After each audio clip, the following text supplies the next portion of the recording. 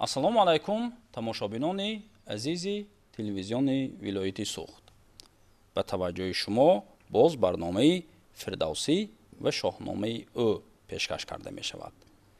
хуб, аз барномаҳои қаблӣ шумо огаҳӣ доред, мо дар барнома дар бораи мавзӯъҳо, достонҳое ки дар шоҳнома оварда шудааст суҳбат мекунем. бо ин мақсад мо ба барнома устодони донишгоҳ, олимон, мутахассисони соҳаро даъват карда мавзӯъҳое ки дар шоҳнома ҳаст онро мавриди баррасиву таҳлил қарор медиҳем. имрӯз меҳмони барномаи фирдавсӣ ва шоҳномаи ӯ ҳастанд боз устод Нуралӣ Нурзод, директори Институти илми тадқиқоти илмҳои ҷомеашиносии Донишгоҳи давлатии Хуҷанд. устод, мо шуморо ба барнома хушомадед мегӯем. мо дар барномаҳои қаблӣ бо шумо дар бораи достони Ҷамшед, дар бораи достони Ҳушанг суҳбат карда будем ва имрӯз қарор додем ки бо шумо мавзӯи достони Кова ва Заҳҳок дар шоҳномаро мавриди баррасиву таҳлил қарор бидиҳем. хуб, саволи аввалинро ман ба шумо ироа кардани ҳастам. хуб, достони Кова ва Заҳҳок дар шоҳнома аз кадом сарчашмаҳо маншаъ мегирад? Ташаккур. Равшан аст ки достони Кова ва Заҳҳок чун достонҳои қабле ки мо роҷеъ ба онҳо изҳори назар намудем дар ҷузви достонҳои бахши асотирии шоҳномаи фирдавсӣ қарор дорад ва мо аз асотири кӯҳан медонем ки яке аз масоили меҳварии устураҳои ниёгони мо ин баҳси мавзӯи зиддияти некӣ ва бадӣ ва нур ва зулмат аст.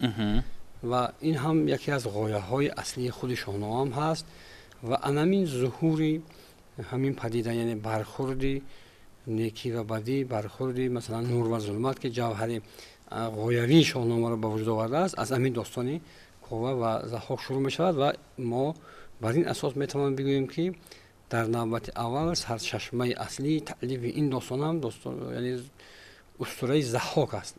бале. ва мо аз асотири кӯҳанам медонем ки ин як достони хеле тӯлонӣ аст ва ҳатто масалан худи вожаи Заҳҳок дар сарчашмаҳои кӯҳан нақл шуда бо шакли Ажидаҳок, яъне ҳамон вожаи аждаҳое ки мо имрӯз дорем дар забони худамо, яъне дев мегуфтам масалан агар шакли кӯҳани вай ҳамин Заҳҳок буда ва дар авастҳо бо шакли Ажидаҳок омада ва Ажидаҳо ва Заҳҳок шудааст. ва дар тафсири худи маънии масалан Заҳҳок ҳам баъзе фарҳангҳо навиштанд масалан бо маънии яъне чеҳраи хандон. ва аммо ин ки масалан аз асотири кӯҳан бармеояд, равшан аст ки ин манзур ҳамон аждаҳои мордор ҳам гуфтанд ва пас маълум мешавад ки агар сарчашмаи аввали таълифи ин достон чун дигар достонҳо устураҳои кӯҳан бошад, сарчашмаи дигар худи китоби Авасто ва Худойнома аст ки ҳаким Фирдавсӣ дар ҷараёни масалан таълифи ин достон аз онҳо хеле ба маврид истифода кардааст. ва аз назари дигар мо агар ба масъалаи масалан сарчашмашиносии достони Кова ва Заҳҳок ҳам руҷӯъ кунем, маълум аст ки яъне унсурҳои зиёде дар ин достон аст. масалан дар асотир бо шаклу шеваҳои мухталиф зуҳур шудааст, аммо Фирдавсӣ кӯшидааст ки мағзи ин устураҳоро дар достони худ дар ҷараёни таълифи шоҳнома ҷой диҳад, аммо ҳамон матолиб ки дар мавриди Заҳҳок масалан шеваи зуҳури он ва баъдан масалан идомаи ӯ чӣ гуна сурат гирифт ва чӣ гуна поёни кораш ҳаст, дар Фирдавсӣ бо як шаклу шеваи як достони мукаммал ҷараён дорад ва мо гуфта метавонем ки бо истифода аз ин манобеъ ва сарчашмаҳои кӯҳан ҳаким Фирдавсӣ тавониста ки як достони бисёр ҷаззоб, мармуз ва омӯзандаеро эҷод кунад ки маҳсули хаёли ӯ, маҳсули андешаи ӯ ҳам дар ин достон муҷассам аст. чун мо медонем ки масалан ҳаким Фирдавсӣ дар баробари ин ки ин достонҳоро, ин устураҳоро ба шаклу шеваи муназзам ва бо як баёни ҳам шоирона гуфтан мумкин аст нақл мекунад, аммо дар баробари ин дар паси ҳар яке аз ин достонҳо рамзу розе ҳаст ки бо баҳрамандӣ аз ҳамон устураҳои қадим дар достони худаш нақл кардааст. ташаккури зиёд. умуман устод, як чизи дигарро ман аз шумо пурсидани ҳастам. муҳтаво ва мундариҷаи ин достон чӣ гуна сурат мегирад? واقعا این داستان از هر جهت آموزنده است. من چنان که اشارت کردم، یعنی غایه محوری شاهنامه این برخورد نیروهای نیکی و بدی، نیروهای مثلا قوه های بدی و نیکی است و معلوم است که در شاهنامه مثلا مبدأ یا سرچشمه نیروهای نیکی اهورامزد است و نیروهای بدی اهریمن است. و اهریمن بار اول در همین داستان ظهور میکنه، نخستین ظهور وی در این داستان است و ما از این داستان با این گونه شروع میشد که یکی مرد بود اندران روزگار، ز دشتی سواران نیزه گذار، گرانمایه هم شاه و هم نیک مرد، ز ترسی جهاندار با بادی سرد، که مرداست نامی گرانمایه بود، به داد و به هیچ برترین پایه بود. یعنی اینجا سخن درباره پدری ضحاک میرود، یعنی مردی که در مثلا میگه که در نیزه گذار، اینجا یک اسم جغرافی است، یعنی در همون حدودی نیزه گذاران که گفتم ممکن است که یک در همین منطقه و پادشاه بود میگه. و اما ببینید که جالب است که فردوسی از اون ستایش میکند، مرداست یعنی پدری ضحاک است. و اما مثلا ببینید وقتی میگه که نامش مرداست بود و میگه که پسر بود من اون پاک دین را که کش از مهر و بهره نبود اندکی، جهانجوی را نام ضحاک بود. ببینید میگه دلیر و سبکبار و ناپاک بود. اما میگه که یعنی با آنکه جسارت داشت، با آنکه مثلا یک دلیر و مثلا توانمند بود، اما میگه ناپاک بود. و ببینید که بعد از همین، یعنی از همین شروع میشه. عجیب که فردوسی مثلا در اینجا با جای واژه اهریمن واژه ابلیس رو استفاده میکنه، یعنی ابلیس منظور هم اهریمن است. میگه که چنان بود که ابلیس روز پگاه بیامد به سان یکی نیخا. یعنی ما در مولانا هم یک بیت داریم میگه که ای بسا ابلیس که آدم صورت هست، پس به هر دستی نشود دو دست. ببینید مثلا این اندیشه در مولانا از همین فردوسی شروع میشه که یعنی همون اهریمن به صورت یک مرد نیکخواه آمد، گفت که ای ضحاک میگفت من به تو مشورت های دارم اگر خواهی، لیکن به شرطی که به کسی نمیگویی. مثلا اینجا البته در داستان نقل میشد، اگر من به تو میخوام که راه آموزم که تو مقام و مرتبه و منزلت پیدا کنی. وقتی که ضحاک دید که این مثلا گفت سخنهای خوب میگوید و راضی شد و اولین کاری که این اهریمن به ضحاک دستور داد، راهنمایی کرد، اون بود که باید پدری خودش مرداس را بکشد. پس من گفت که من چگونه این کارو باید کنم؟ یعنی گفت که شایستگی این تخت و تاج تو داری، تو باید پادشاه باشی. و بعدا میگه که مثلا من چگونه باید این کاری که مثلا در اصل عملی زشت است بکنم. و ببین البته فردوسی قبل از آن که همین مطلب ها را در مورد ضحاک دارد و میگه که مثلا در یک جمله که مثلا که دلیر و سبکسار و ناپاک بود. یعنی در البته یعنی همینجا همون مسئله تقسیم بندی یا مثلا اگر ما از نگاه تحولات جامعه اجتماعی مثلا بشریت هم گیریم، ما در مثلا برنامه‌های دیگر گفتیم که یعنی زمان عصر سنگ بود، بعد عصر مثلا آهن شد و این زمانی مثلا همون جامعه به اصطلاح مثلا تقسیم بندی و جامعه یعنی نابرابری جامعه از این شروع میشه و در نتیجه و میگه که من اگر تو خواهی من کار خودم درست میکنم، یعنی اهریمن، و میبرد مثلا در اونجا یک چاه میکوبد و بالای اون چاه رو با مثلا با اصطلاح میپوشاند که ناعیان باشد و چون مرداس میرد با اون چاه میافتد و در یعنی پدری و همین گونه با همین راه مثلا با تخت مینشیند ضحاک و یعنی زمانی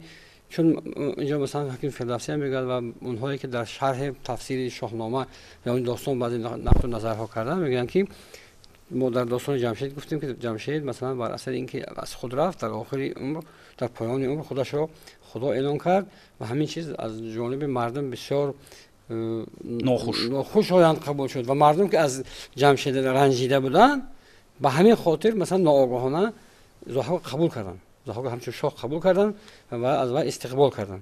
و اما بعد از این هم البته ضحاک خوشحال شد، خوشنود گردید و گفت که من بر عوض این خدمت هایی که تو کردی. و البته اونجا یک بسیار یک اصطلاح عجیب است، مثلا میگن که خیلی مفسران و مثلا شارحان شاهنامه گفتن که مثلا یعنی در مقامی همین اهریمنی که به صورت یک مرد نیکخواه پدید آمده بود در مقام آشپز، یعنی آشپز همین ضحاک قرار گرفت، یعنی شش مخربش قرار گرفت و همینجا مثلا اونجا اصطلاح یک عجیب است که فردوسی بسیار یک شکلی واژه‌ای بسیار نابی تاجیکانه استفاده می‌کنن، میگن خورشخانه. خورشخانه. عجیب که مثلا یک کلمه که بسیار خیلی عجیب است.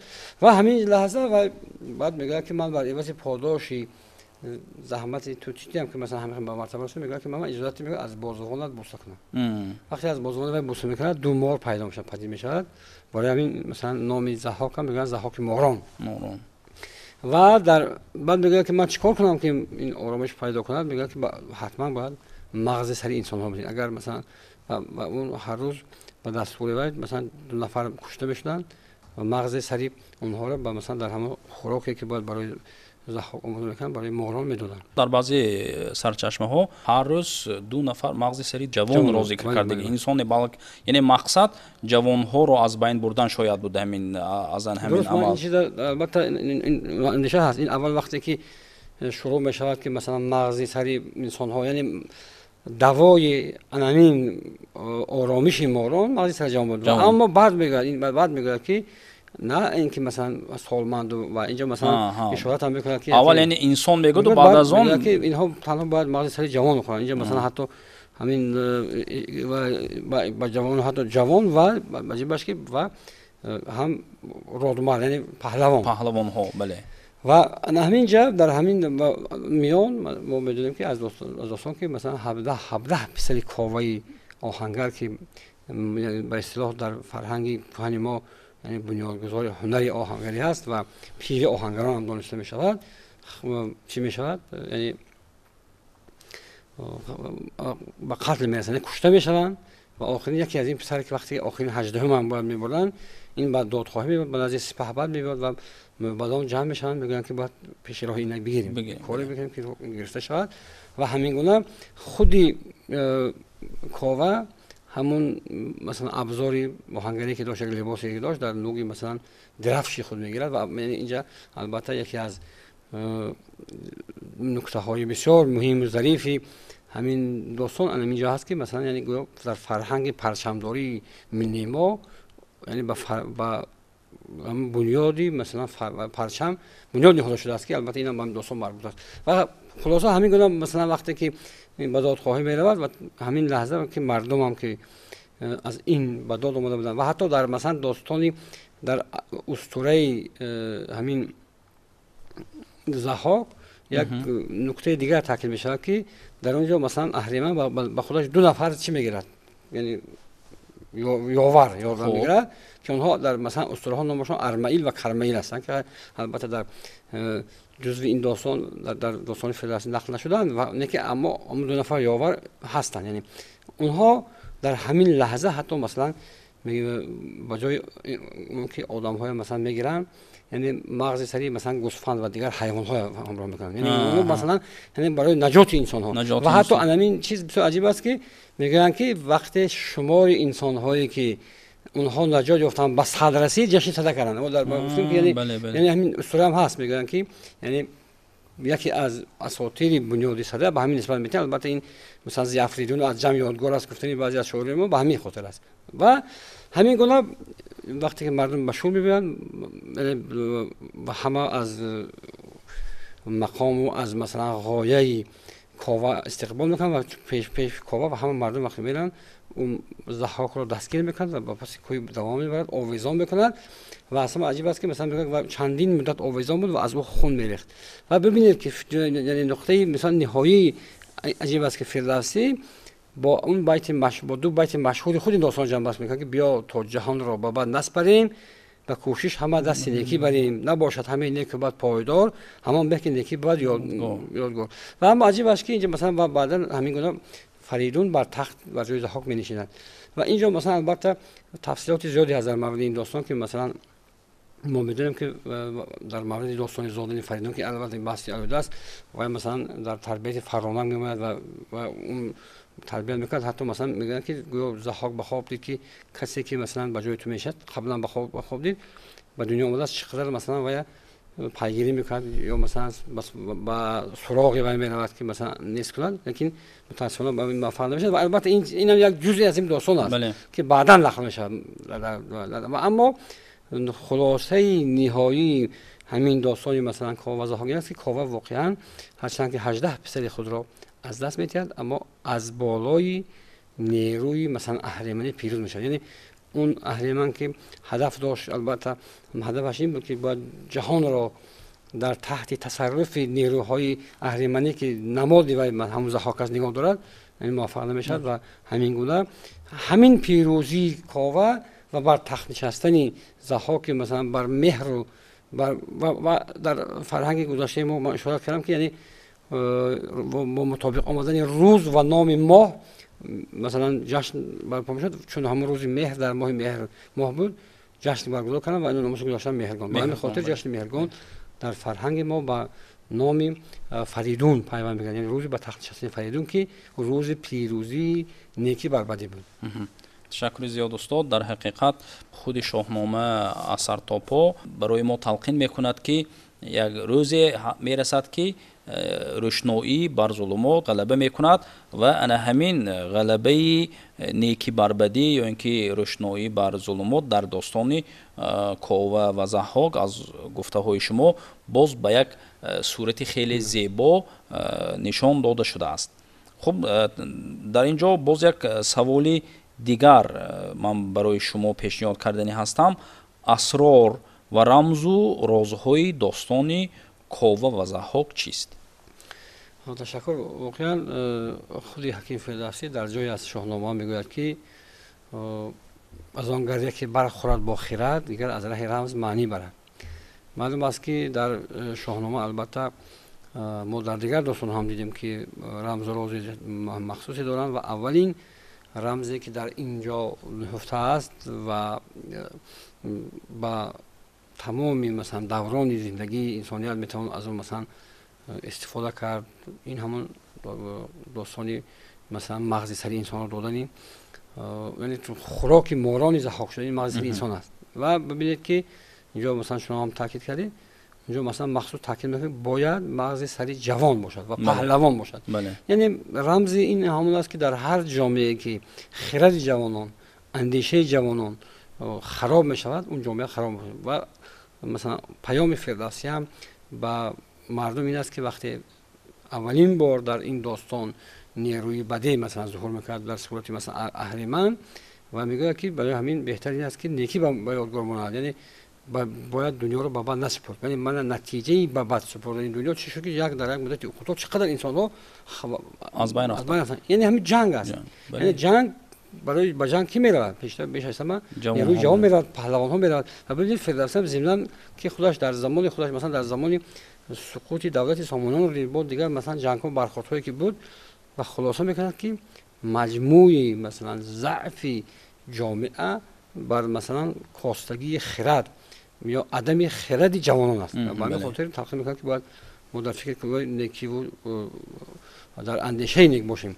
و نکته دوم این است که در اینجا مثلا چون که ما اشاره کردیم فردوسی با مثلا مخصوصیتی کاوه که وای مثلا لباسی خود را در سری مثلا همون اسباب همون آهنگری خود برداشت برافراشت و در تاریخ فرهنگ ما بنیاد مثلا آیین پرچمداری را اساس گذاشت. یعنی با این چیز فردوسی هم تلقین میکنه که یعنی ملت ما مردم ما از قدیم یعنی آیین پرچمداری را بنیاد گذاشتن که فکر میکنم مثلا قدیمترین نمونه داشتن یک پرچم است. پرچم که در برابر اون که وای رمز مبارزه هست و رمز مثلا آزادی هست، رمز استقلال هست و رمز یک پایداری یک مثلا مردم و ملت گفتم ممکن است، یعنی رمز متحد کننده نیست. بله. و سومین مثلا پیام از این داستان که برمیاد مثلا رمز این است که ما چون که اشاره کردیم در فراورد این داستان البته در اینجا حکیم فردوسی در موردی مثلا بنیاد جشن ساله اشارتی ندارد در مثلا هم خود داخل داستان، اما بعدا در نقد و بررسی ها در مثلا شناخت خودی مفهوم و ماهیت جشن مهرگان گفتن که این جشن با نام فریدون یعنی روز بر تخت نشستن فریدون است و از همین اگر ما در پیوند با خود اسطوره ضحاک یعنی داستان اسطوره کاوه و ضحاک که در قدیم هست در سرچشمه دیگر است و با این داستانی که فردوسی ایجاد کرد بررسی کنیم، یعنی اینا میتونیم بگوییم که یک داستانی هست که به ما از مثلا حضور یک آیین دیگری ملی ما مهرگان به ما پیام میرسونه. خب تشکر زیاد استاد. باز یک سوال دیگر در اینجا من فکر میکنم به مورد است که برای شما پیشنهاد نماییم. البته درباره اسرار و رمز و رازهای داستان کاوه و ضحاک شما سخن کردید که اگر مثلا در مجموع در عموم گیریم، اگر یعنی به وطندوستی، به میهن پرستی انا همین دعوت میکند که مثلا در حقیقت جوانان باید که امروز دستگیری یابند، مثلا انا همون درفش کاوه آهنگر که مثلا گفتید رمزهای متحد کننده و رمزهای دولتداری رو دارد، در حقیقت انا همین گویم رمزها امروز نیز ارزشی بزرگ دارند. عموما محتوا و مضمون داستان در زمان امروزه، همین داستانی در نظر داشته شده از کاوه و ضحاک چی اهمیت دارد؟ در حقیقت درست تاکید کردید، واقعا تمام داستان‌های شاهنامه حکمت آموزنده، انسان پرورانه، انسان سازانه دارند و اساسگذار اصول وحدت ملی پیشوای ملت محترم امام رحمان هم در یک سخنرانی خود در مورد ارزش و اهمیت شاهنامه تاکید داشتند که در این داستان نه تنها مثلا اسطوره، حکایت، داستان مثلا موجود است، بلکه در اونجا هم حکمت، فلسفه، رسم و آیین و تمام ارزش های فرهنگی ما نهفته است. و این داستان هم داستان مثلا کاوه و ضحاک هم از همین گونه ارزش ها برخوردار است و پیش از همه اهمیت و ارزش آن در آن است که ما را، یعنی جامعه ما را هشدار میده که در فکر تربیت جوانان باشیم، نه مثلا کشتن عقل و ذهن و اندیشه. چون که من همین داستانی مثلا ضحاک که بر ماران دادن مغز سری انسان، این رمزش این است که در جامعه که خرد، معنویت و اندیشه جوانان خراب می شود، جامعه رو به خرابی میبرد. و نکته دوم این است که البته ما هزاران سال در ادبیات ما به بقا بودن پایه ظلم تاکید می شود و اینکه مثلا ببینید مردم از باعث اینکه از ظلم مثلا جمشید یا از اون که جمشید با همون قدر شهامت خودش رو خدا اعلان کرد مردم رو گرداندن، یعنی ناچار خودشان برای آغوش مثلا پادشاهی که از اون بدتر زدن، یعنی دیگر راهی علاج نداشتن. و اما مثلا فردوسی بازم در پایان همین داستان بازم همین حکمت میده که مثلا بیا تا جهان رو به بد نسپاریم، کوشش هم دست اینه که بریم، یعنی بهتر این که باید دنیا رو، جهان رو باید به دست بد نسپاریم. یعنی خود همین بسیار عجیب فردوسی جمع بس میکنه که یعنی بهتر این است که باید از ما نیکی به یاد کنیم، یعنی همیشه نور و روشنی، امید به نیکی هست. بله. یعنی همین نظریه تلقین میشه با اون که مثلا یعنی ضحاک عرض هستی میکند، یعنی به عنوان یک مثلا حتی دیوید دارای مار و این علاقه مثلا ظهور همون ماران که حتی ببینید با تاکید میشه مار سیاه، دو مار سیاه برمونن، یعنی همون و تلقینی همون تیرگی یا سیاهی است، یعنی نور و ظلمت. و یک مدت که این یعنی نیروی اهریمنی گویا به اصطلاح یعنی حکمرانی میکند، ببینید مثلا با قوه های در سیمای مثلا کاوه، قوه های مثلا نیکخواه، قوه های روشنی مظهر عرض هستی میکنن و اونها برای به تخت آوردن نوری کامل یعنی فریدون اقدام میکنن. و این بوده که راز و رمز دیگری این است که ما توسط این داستان درباره باز هم شناخت دو ارزش مهم ملی ما، یعنی پیدا کردن ارز هستی نمودنی همین فرهنگ پرچمداری ملی ما و هم جشن مهرگان اندیشه یا مثلا مطلب پیدا میکنیم.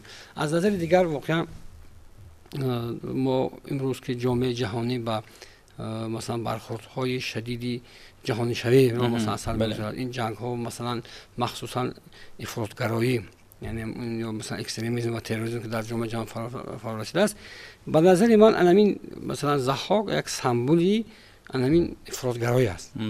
به خاطر اینکه یعنی در هر جا که ذهن و اندیشه بازم میگم که خراب میشن، مخصوصا این گروه هایی که میخوان مثلا جامعه از گمراه سازن، ببینید که بیشتر حمله به نیروی جوان میکنن، چون جوانان مثلا قوه واقعا بزرگ هستند. و در زمان خود علاقه مثلا حکیم فردوسی برای تمام نسل ها، برای تمام جامعه ها تلقین میکنند که باید ما در فکری مثلا تحکیم یا در فکری تشکل اندیشه سالم باشیم، اندیشه سالم و سازنده.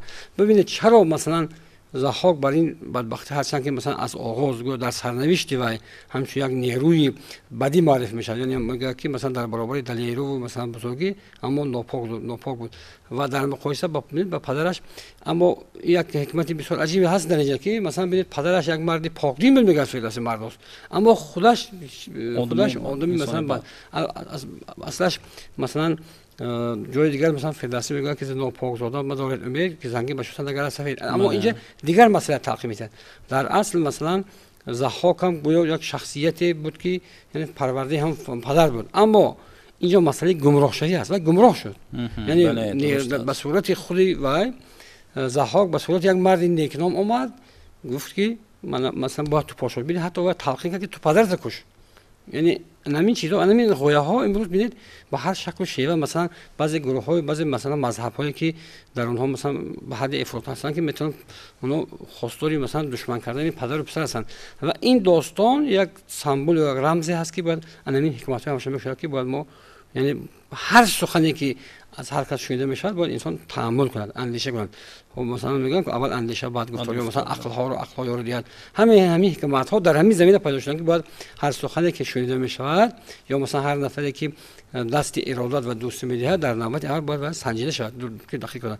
هدف فردوسی مثلا غایه فردوسی همین است. من گمان میکنم که این داستان در برابر ارزش و اهمیتی هم علمی و هم تاریخی داشتن در شناخت بسیار از مسائل های مهمی اندیشه ملی، افکار ملی ما یک حکمت، یک پند و یک اندیشه سازنده دارد و همین جنبه سش با همون بیت هایی که نیکی را و نیکوکاری را تلقین کردن میکند از همین خودش با خلاصه میتونیم برداریم که واقعا داستانی آموزنده است و برای امروز و فردا از این داستان سبق برداشتن یک از منافع البته از منفعت خالی نیست و من گمان میکنم که این فرصت که برای مطالعه شاهنامه فراآمده است، جوانان ما مخصوصا با استفاده از این فرصت های مناسب در برابر اینکه مثلا در آزمون ها اشتراک میکنن، باید من فکر میکنم برای خودشون هم شاهنامه را بخونن، از این داستان ها این سبق بگیرن و در حیات، در زندگی، در پیشرفتی معنوی خودشان از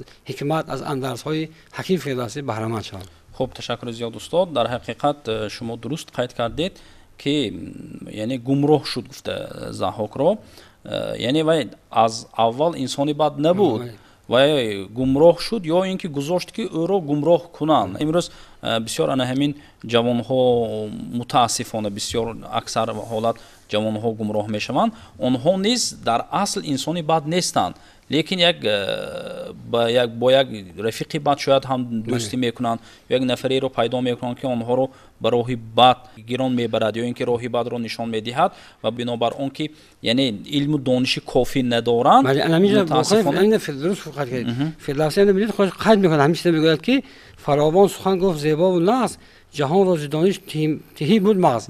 یعنی اون جوان رو باید میگه که هر چی گپای بسیار بود چون مغزش خالی بود، دانش که نداشت همین چیز قبول کرد. اینم یک نظری بسیار مهم است که یعنی همه گمراه شوی یا فلسفه از راه خود بیرون رفتن و گرفتار بعضی اندیشه های مثلا نامطلوب شدن جوانان از همین بدانش است که مخصوص فردوسی زیر عباره تهی مغز، یعنی مغز خالی، جوان رو ز دانش تهی مغز بود چون که مغزش که عقلش که دانش نداشت گمراه شد. یعنی دانش نداشتن یا اینکه مغزی خالی داشتن زمان را انتخاب نمی‌کرد. از این برمی آید که چی در زمان فردوسی، چی 100 سال و 500 سال پیش، چی شاید بعد 1000 سالها مثلا یا 1000 سالهای آینده، وقتی که انسان دانش ندارد، مغز خالی دارد و در یک حالت یا در یگان راهی گمراه شده حیات خودش رو برباد بردنش ممکن است. برای همین هم خوب می شود که امروز جوانان ما عموما شهروندان جمهوری تاجیکستان به دانش روی بیارند، به کتابخوانی روی بیارند. بیهوده پیشوای ملت چند وقت پیش کتاب تاجیکان رو به هر یک عائله کشور تقدیم کردگیشان و امروز که مثلا سپاری شده است پیشنهاد کردن پیشوای ملت محترم امام علی رحمان که اکنون کتاب شاهنامه به هر یک اهالی کشور به هر یک عائله کشور تقدیم کرده می شود. یعنی در حقیقت شما نیز درست قید کردید که امروز فرصتی کتابخوانی، امروز فرصتی دانش اندوزی акнун ба таври як зебо омада расидааст ва бояд ана ҳамин фурсатҳоро ҷавонони мо самаранок истифода баранд, дониш омӯзанд ки то ин ки барои худашон, на барои каси дигар, барои худашон як ояндаи обод бунёд карда тавонанд, ки онҳо ояндаи обод дошта тавонанд, албатта фарзандонашон, наслҳои минбаъдашон, ояндаашон обод мешавад, ки дар маҷмӯъи дигар Тоҷикистони азизи мо обод мешавад. Хуб, барои як суҳбати пурмуҳтаво, барои як суҳбати гарб дар бобати достони Кова ва Заҳҳок дар шоҳнома ва барои иштирокатон дар барнома, устоди азиз, мо барои шумо арзи сипос мекунем. Бинандагони азиз, ман ёдовар мешавам ки мавзӯи имрӯзии барномаи Фирдавсӣ ва шоҳномаи ӯ достони Кова ва Заҳҳок дар шоҳнома буд ва мо ин мавзӯъро бо директори Институти илми тадқиқотии илмҳои ҷомеашиносии Донишгоҳи давлатии Хуҷанд устод Нуралӣ Нурзод мавриди баррасиву таҳлил қарор додем. Дар ҳамин ҷо барномаи Фирдавсӣ ва шоҳномаи ӯ ба охир мерасад. То барномаҳои оянда сиҳатманду хонаобод бошед.